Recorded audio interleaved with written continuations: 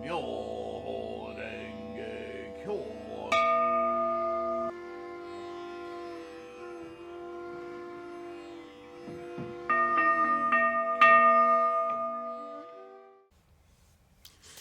Namo Myoho Renge Kyo, Namo Myoho Renge Kyo, Namo Myoho Renge Kyo. Hi, how are you today? Good, I hope. Safe. Thanks for your practice. Thank you for being here. A couple of short ones today. We're going to talk about attributes that we read in different ways throughout the stories of Buddhism. Attributes of Shakyamuni, attributes of Buddha. And that's the first element of confusion in the writings, right? You got to keep in mind, these teachings are 3,000 years old, and the people over the next few hundred years, they didn't have cell phones. Okay, point is, they were still, and as we read in the Lotus Sutra, certainly if you read the TLK, my translation of the Lotus Sutra with my annotations throughout, you will understand that the people of the day, way back then, as the Lotus Sutra explains, were still, even though the Shakyamuni had taught at different periods, elevated their understanding, elevated their capacity, elevated their ability to learn and understand how their mind works, still were culturally locked in the idea of reincarnation and magical thinking, mysticism. And in the Lotus Sutra, he finally puts his foot down and says, you're not there yet. You're not getting it. And in the Lotus Sutra, which is why it's the culminating teaching, he really hits them up. So, this language about the Buddha as though the Buddha were some other entity. Oh, it came off my arm. Is incorrect. But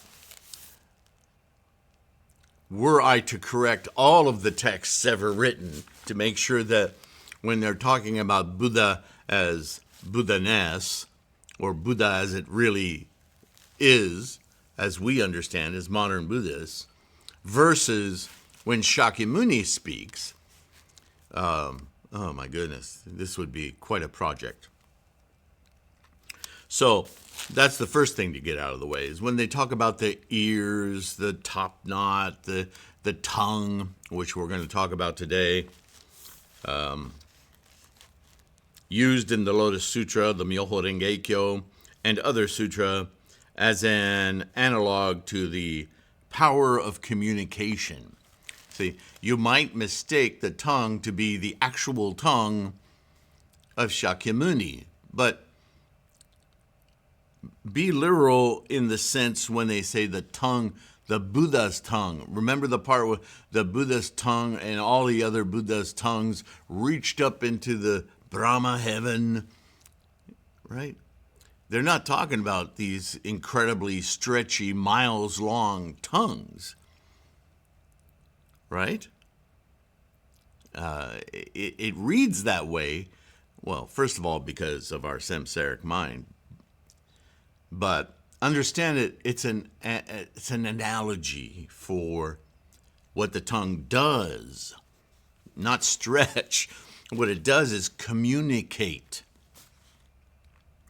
And that communication, almost like we would say rumors, spreads what it says quite quickly, right? Hell, we should understand that. We live in the 1 hour news cycle era, right?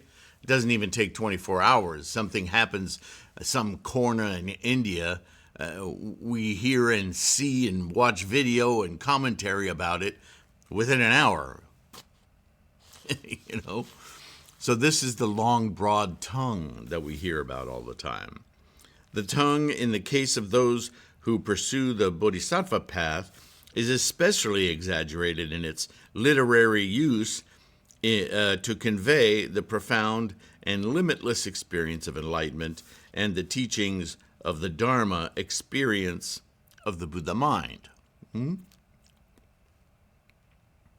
By also extending this tongue into the sky until it's out of view, the metaphor includes all space and time.